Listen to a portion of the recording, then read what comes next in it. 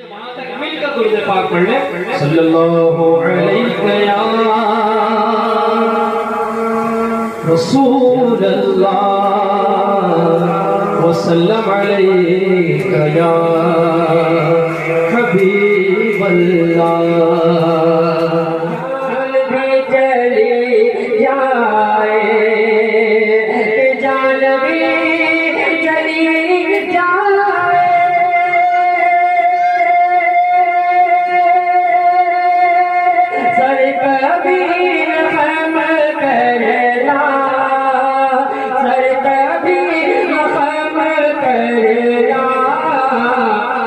ظلم کو مٹانے کا، ظلم کو مٹانے کا قاعدہ حسینی ہے، ظلم کو مٹانے کا قاعدہ حسینی ہے. میں حسینی نوکر ہوں.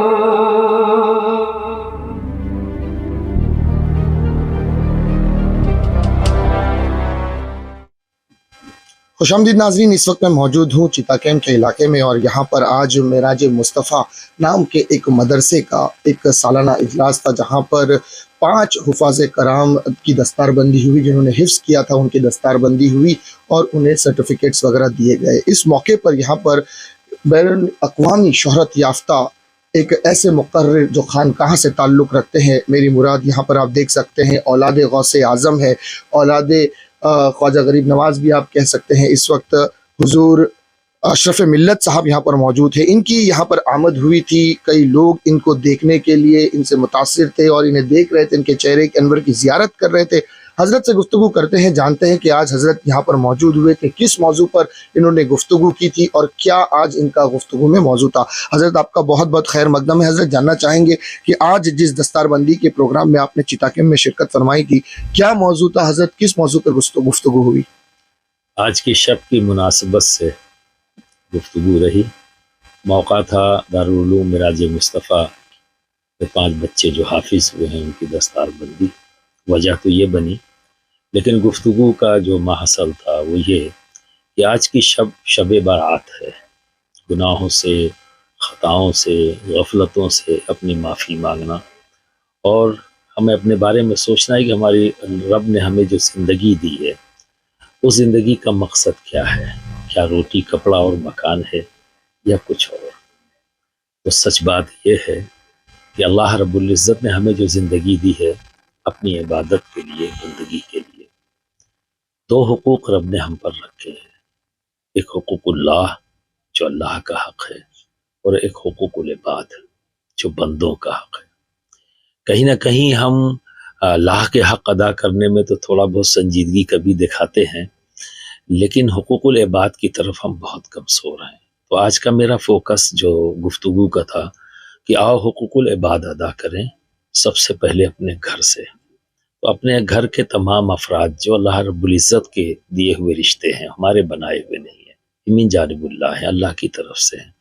تو ان رشتوں کے جو حقوق ہیں ان کو پوری ایمانداری سے، جو اللہ اور اس کے رسول کی رضا کے مطابق ہے، جو شریعت محمدی ہمیں تعلیم دیتی ہے، اگر ہم اس کو اختیار کر لیں گے تبھی انصاف ممکن ہے. اور انصاف ہے تو سکون ہے، سکون ہے تو ترقی ہے. حضرت آپ ایک سنستھا سے، ایک تنظیم سے جڑے ہیں، آپ صدر ہیں، اور پورے بھارت بھر میں وہ تنظیم کام کرتی ہے. اصل مقصد کیا ہے اس تنظیم کا، اور کن لیولز پر، کون سے لیولز پر وہ کام کرتی ہے تنظیم؟ دیکھیے، ہمارا مین موٹیو جو ہے نفرت کسی سے نہیں، محبت سب کے لیے. کیونکہ ہم کلمہ گو ہیں، رحمت للعالمین کے امتی ہیں، اور میرے نبی سب کے نبی ہیں. اس میرا کوئی اکیلے کے دعوت نہیں. جتنے بھی بندے ہیں اللہ کے، وہ سب میرے نبی کے امتی ہیں. تو یہ میری ذمہ داری بنتی ہے، کیونکہ میں ان کا کلمہ پڑھتا ہوں، ان سے محبت کرتا ہوں. تو محبت کا تقاضا یہ ہے کہ ہم جس ذات سے محبت کرتے ہیں اس ذات سے جڑی ہوئی ہر شے سے ہم محبت کریں. تو نیچرلی ہمیں نبی کی تعلیمات سے محبت ہے، ان کے عمل سے محبت ہے، ان کے اقوال سے محبت ہے، اور اسی محبت کی بنیاد پر ہم ان کی تمام تعلیمات کو اللہ کے بندوں تک پہنچانا چاہتے ہیں، چونکہ ہر بندے کو نبی کی تعلیمات کی ضرورت ہے، کیونکہ وہ سارے بندوں کے نبی ہیں۔ تو انہیں پتہ ہونا چاہیے کہ محمد عربی صلی اللہ علیہ وسلم تمہارے بھی نبی ہیں، اور یہ میرا ماننا ہے کہ جو جانتا ہے اس کے بھی نبی، جو نہیں جانتا اس کے بھی نبی، جو مانتا ہے اس کے بھی نبی، جو نہیں مانتا اس کے بھی نبی۔ تو ہماری کوشش یہ ہے کہ ہم آپ کی تعلیمات کو ان تک پہنچائیں، تو جب جان جائے گا تو امید کرتا ہوں ماننے بھی لگے گا، اور جب ماننے لگے گا تو عمل بھی کرنے لگے گا۔ ایک آخری سوال یہاں پر یہ کرنا چاہوں گا کہ جس طرح سے آپ کی تنظیم علماء اور مشائخ کے مسائلوں پر کام کرتی ہے، اور اکثر یہ دیکھا گیا ہے کہ علماء اپنے جو مسائل ہوتے ہیں ہماری روزمرہ کی زندگی کی، ان پر گفتگو بھی کرتے رہتے ہیں، لیکن آج کا وقت، آج کی جو حالات ہے، اسے اگر ہم دیکھتے ہیں تو ہمارا جو نوجوان کا طبقہ ہے، خاص کر 16 سال سے لے کر جو 20-22 سال کا جو عمر کا طبقہ ہے، یہ نشے میں بہت مبتلا ہے، اور خاص کر ممبئی کے اندر جو علاقے ہیں جہاں مسلم اکثریت ہے، ممرا کا علاقہ، کرلا، چیتا کیمپ، اور یہ جو ہمارے علاقے جہاں ہماری اکثریت ہے، یہاں پر بڑے پیمانے پہ نشہ بک رہا ہے، بیچنے والے بھی ہمارے ہیں اور اس کا سیون کرنے والے، اس کا استعمال کرنے بھی ہمارے والے ہیں۔ تو حضرت ایسے نوجوانوں کو کیا پیغام دیں گے؟ کیا نشے سے وہ اپنی زندگی سنوار سکتے ہیں یا اپنے کسی ٹینشن کو دور کر سکتے ہیں؟ کیا کہیں گے اس پر؟ دیکھیے، اس معاملے میں تو سب سے پہلا پیغام میں والدین کو دینا چاہتا ہوں کہ تربیت کی ذمہ داری آپ کی ہے۔ کوئی بچہ بچپن سے بگڑا ہوا نہیں ہوتا۔ آپ کی تربیت کی کمی، آپ کے خیال رکھنے کی کمی، بچہ جب چھوٹا ہوتا ہے تو والدین بہت زیادہ توجہ نہیں کرتے۔ وہ گھر سے نکلا ہے، وہ صبح کا نکلا ہوا شام کو آیا، وہ کہاں اٹھتا ہے، کہاں بیٹھتا ہے، کس کے ساتھ رہتا ہے۔ گھر گھر ہوتا ہے، گھر سرائے خانہ نہیں کہ بچہ صبح نکلے اور شام کو آئے۔ تو جن گھروں میں بچوں سے یہ نہیں پوچھا جاتا کہ تم کہاں تھے اور کیوں تھے، انہی گھروں کے بچے جب دن بھر باہر رہیں گے تو کچھ لالچی لوگ جو اپنے لیے، اپنے فائدے کے لیے ان کا استعمال کسی وقت بھی کر سکتے ہیں۔ تو یہی استعمال آج کے دن میں ایک بڑی تعداد بن کر ہمارے معاشرے کے لیے ایک مصیبت بن گئی، جس پر آپ نے یہ سوال کیا کہ نوجوان آج کے دن میں نشہ، انہیں کوئی ٹینشن نہیں۔ کس بات کا ٹینشن ہے؟ وہ ایک بہانہ ہے، کیونکہ انہوں نے تعلیم نہیں حاصل کی، انہوں نے زندگی کا کوئی ٹارگٹ سیٹ نہیں کیا، اور جب وہ جوان ہو گئے تو اب اس وقت ان کو خیال آیا کہ میں کیا کروں۔ بنا علم کے اس دور میں سروائیو کرنا بہت مشکل ہے۔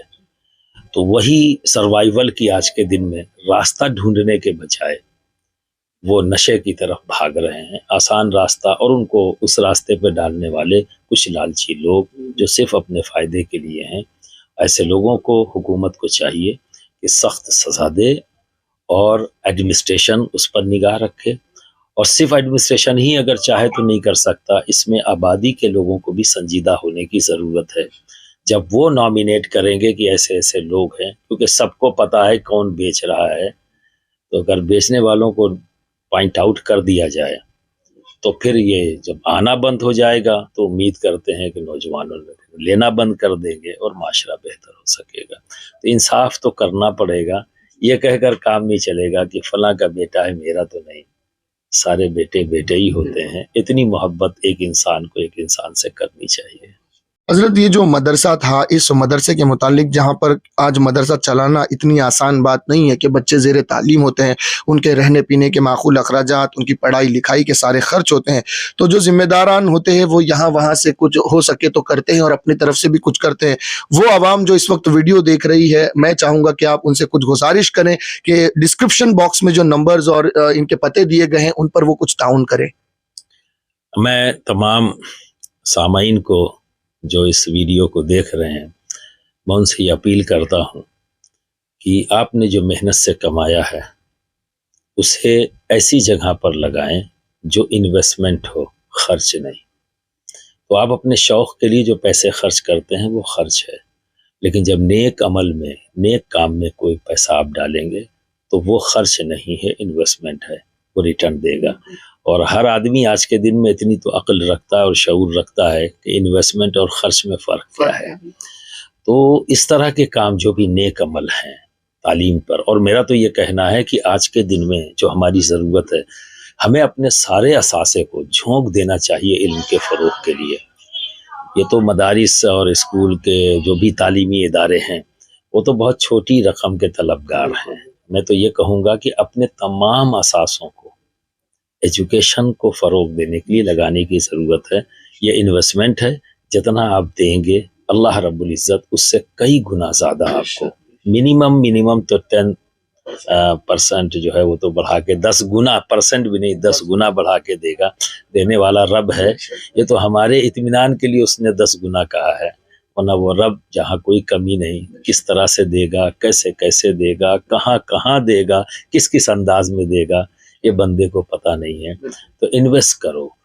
میں خرچ کے لیے نہیں کہوں گا، جسے بھی انویسٹمنٹ کا فائدہ پتہ ہے ان تمام لوگوں سے اپیل کرتا ہوں، آؤ نیک عمل میں انویسٹ کرو، بڑھ چڑھ کر انویسٹ کرو. جو نمبرز دیے گئے ہیں یہ نمبر خرچ کرنے کے لیے نہیں، انویسٹ کرنے کے لیے ہے. تو ناظرین دیکھا آپ نے، یہ تھے حضور اشرف ملت صاحب جنہوں نے بہت بہترین پیغام دیا.